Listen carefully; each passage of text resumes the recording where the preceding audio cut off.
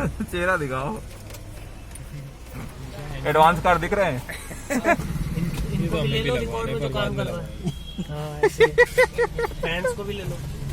Fans को भी चलो हाय बोलो। हाय फ्रेंड्स, मैं सुजीत कुमार। स्वागत है आप सभी का आपके अपने चैनल एसजे ऑटो इन्फो में। दोस्तों, रिसेंटली अभी मैंने DD5 मिनी डैश कैमरा का अनबॉक्सिंग और टेस्टिंग का वीडियो डाला हुआ था। तो आज हम इस वीडियो में देखने वाले हैं कि DD5 मिनी डैश कैमरा का इंस्टॉलेशन कैसे करते हैं। दोस्तों, डैश कैमरे का बेसिक यूज यही है कि आप गाड़ी ड्राइव कर रहे हैं रोड पे और साइड से आपके कोई रैश ड्राइविंग करता है या कोई गलत ड्राइविंग करते हुए आपसे उसका कुछ विवाद हो जाता है, तो उस विवाद में आप डैश कैमरे की फुटेज दिखा सकते हैं कि भैया आप ही कुछ गड़बड़ कर रहे थे, हमने तो अपनी गाड़ी सही से चलाई थी।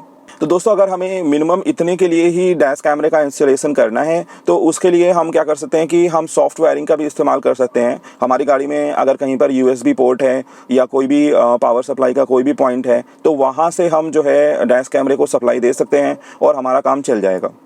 लेकिन अगर हम चाहते हैं कि डैश कैमरा जो है वो 24 आवर्स हमारी गाड़ी की मॉनिटरिंग करे या फिर अगर हमारी गाड़ी पार्किंग में भी खड़ी है तो भी वहाँ पर हमारी गाड़ी के आसपास की थोड़ी सी मॉनिटरिंग होती रहे, तो उसके लिए हमें डैश कैमरे के लिए हार्ड वायरिंग की ज़रूरत पड़ती है।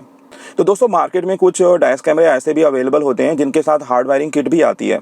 अब जैसे मैंने ये DD5 मिनी का डैश कैमरा देखा था तो उसके साथ जो हार्ड वायरिंग किट वाला भी एक अवेलेबल था वहाँ पर डैश कैमरा, और उसका प्राइस जो था और इसका जो प्राइस है उसमें हार्डली 200 रुपये का डिफरेंस था। वो मैंने पिछले वीडियो में भी आपको दिखाया था। तो उस केस में आप हार्ड वायरिंग वहीं से खरीद सकते हैं। ऑनलाइन जहाँ से आप परचेज़ कर रहे हैं डैश कैमरा, वहाँ से ही हार्ड वायरिंग किट भी परचेज़ कर सकते हैं। बट कुछ डैश कैमरे ऐसे भी होते हैं जिनकी हार्ड वायरिंग किट भी काफ़ी कॉस्टली होती है, तकरीबन 1000 रुपये की, 1500 रुपये की, 2000 रुपये तक की हार्ड वायरिंग किट आती है। तो वो हार्ड वायरिंग किट लेने की मेरे हिसाब से ज़रूरत नहीं है, क्योंकि जब आप अपने डैश कैमरे का इंस्टॉलेशन कराने जाएंगे किसी भी शॉप में जो एसेसरी का काम करते हैं उनकी शॉप में जाएंगे तो वो कुछ ना कुछ आपको जुगाड़ कर देते हैं। जैसे कि जब मैं डैश कैमरा इंस्टॉल कराने गया तो उन्होंने कुछ ना कुछ जुगाड़ करके उसको फिट कर दिया। आइए दोस्तों, मैं आपको एग्जैक्टली वो फुटेज दिखाता हूँ जहाँ पर उन्होंने हमारी गाड़ी में डैश कैमरे का इंस्टॉलेशन करा था। दोस्तों, यहाँ पर बेसिकली इन्होंने ए पिलर खोला हुआ है और ए पिलर के थ्रू जो ग्लव बॉक्स होता है एंड ग्लव बॉक्स के नीचे जो AC वेंट का जो पोर्शन होता है यहाँ लगे होते हैं 2 स्क्रू, और इन दोनों स्क्रूज को खोलने के बाद ये वाला पोर्शन खुल जाता है।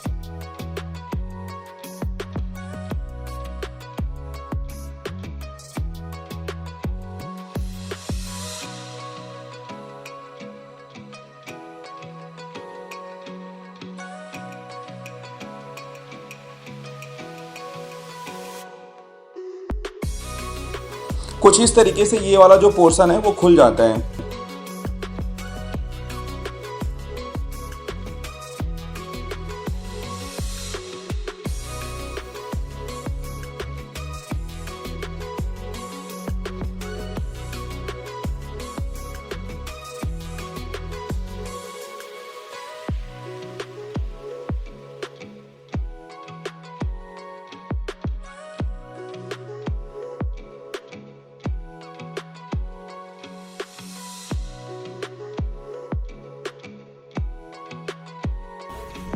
ये बनाया बाहर से लग भी लगा कैमरा।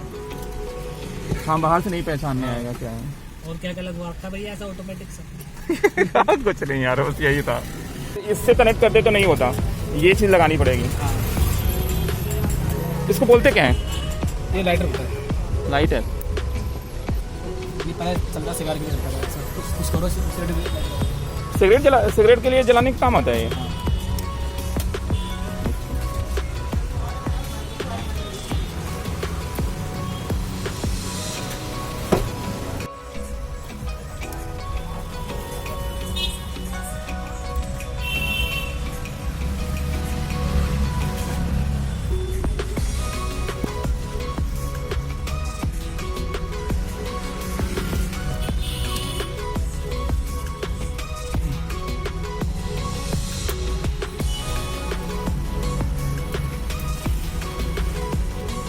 अगर हम नॉर्मल कनेक्शन करते तो उससे वो जब गाड़ी बंद हो जाती तो बंद हो जाता। नॉर्मल खाली आपका ये होता है ना, निकाल के यहाँ लगाना बट और यहाँ पे तो चार्जर लगा रखे हुए हैं। अच्छा, इससे नहीं हो सकता था? इस वाले से डायरेक्ट वो केबल लग जाती। तो ये तो डेक के साथ है ना, डेक बंद होगा तो ये ऑलरेडी बंद है। डेक बंद होगा या फिर गाड़ी बंद होगी तो बंद हो जाएगा। आपको डायरेक्ट चाहिए ना कि रेगुलर चलता रहे। हाँ। रिकॉर्डिंग तभी होगी ना, रात दिन रात जो भी होगी। हाँ, वो मतलब गाड़ी के सामने आगे पीछे कोई निकलेगा तो उसका मूवमेंट भी नोटिस करेगा वो।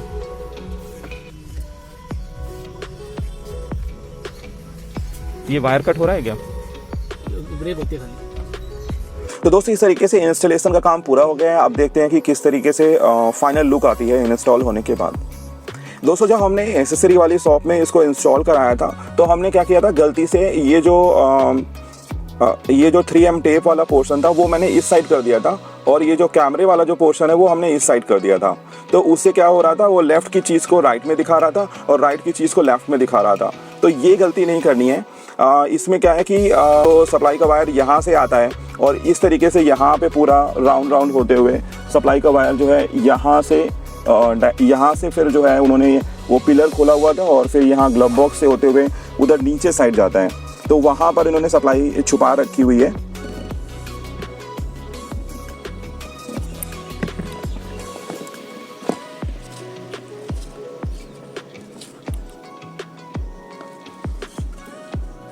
तो दोस्तों यहाँ पर ये जो है कुछ इस तरीके से इन्होंने सप्लाई का अरेंजमेंट किया था। कल बाई चांस मुझे ये जो है वायर थोड़ा सा दिख गया था, तो मेरी निगाह पड़ी यहाँ पर कि क्या ये यहाँ पे किस तरीके से इन्होंने इसको सेट किया है।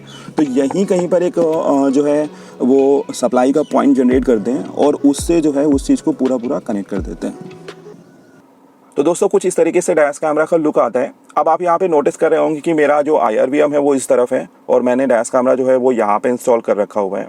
अब इसकी वजह से क्या होता है कि मुझे जो इस साइड का जो लेफ़्ट साइड का जो फुटेज है वो थोड़ा सा कम दिखाई देता है, बट जो है मुझे राइट साइड का जो है बहुत दूर तक साइड में कवर करता है। अब इसमें एक एडवांटेज ये था कि इसका जो वाइड एंगल था वो काफ़ी था, 130 डिग्री या 140 डिग्री का वाइड एंगल ये कवर करता है। तो मैंने अगर इसको जो है मेन सेंटर वाली जगह से हटा करके मैंने यहाँ पर भी इंस्टॉल करा हुआ है, तो मुझे उतना कुछ फुटेज में कोई कमी महसूस हुई नहीं है।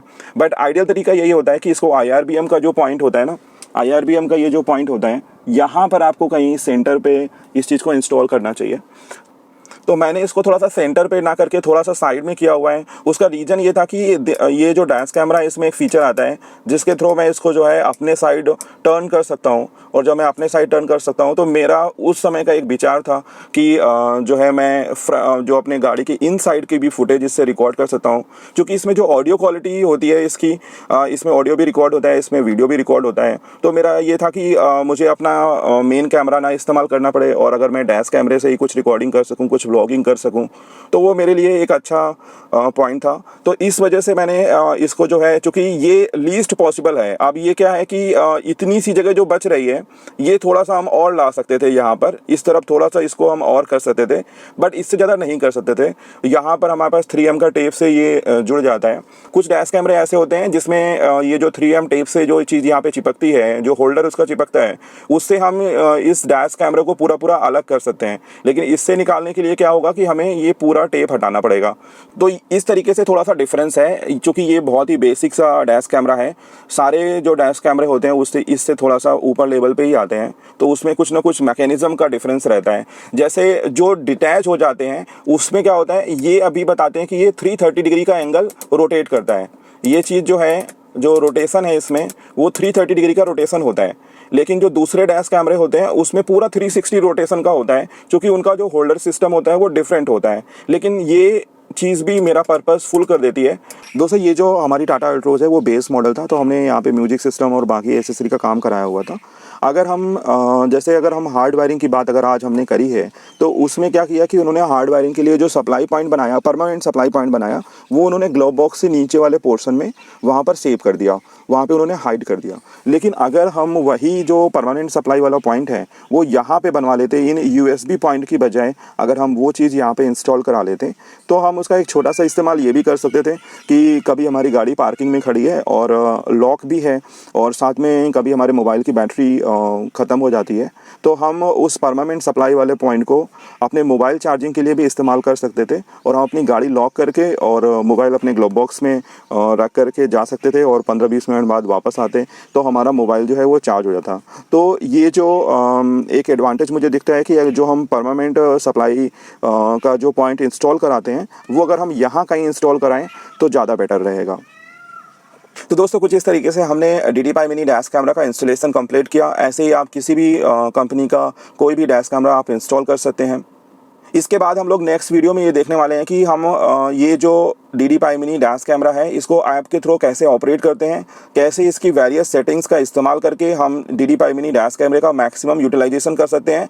प्लस चूँकि मैंने अपनी गाड़ी में इसका हार्ड वायरिंग करा रखा है, तो हम कैसे अपनी बैटरी को सेव रखते हुए इसका मैक्सिमम यूटिलाइजेशन कर सकते हैं। और इसमें हमने कौन सा मेमोरी कार्ड इस्तेमाल किया है, मेमोरी कार्ड से हमें किस तरीके से फुटेज हम इससे ले सकते हैं, किस तरीके से शेयर कर सकते हैं, ऐसी ढेर सारी चीज़ें अब हम लोग अगले नेक्स्ट वीडियो में डिस्कस करने वाले हैं। तो अगर आप हमारे चैनल में पहली बार आए हैं और हमारा वीडियो पहली बार देख रहे हैं तो प्लीज़ हमारे चैनल को सब्सक्राइब कर लीजिए। और अगर आपने वीडियो यहाँ तक देखा है और आपको वीडियो पसंद आया है तो इसे लाइक शेयर करना मत भूलिएगा। मिलते हैं अपने नेक्स्ट वीडियो में। Till then bye bye, take care.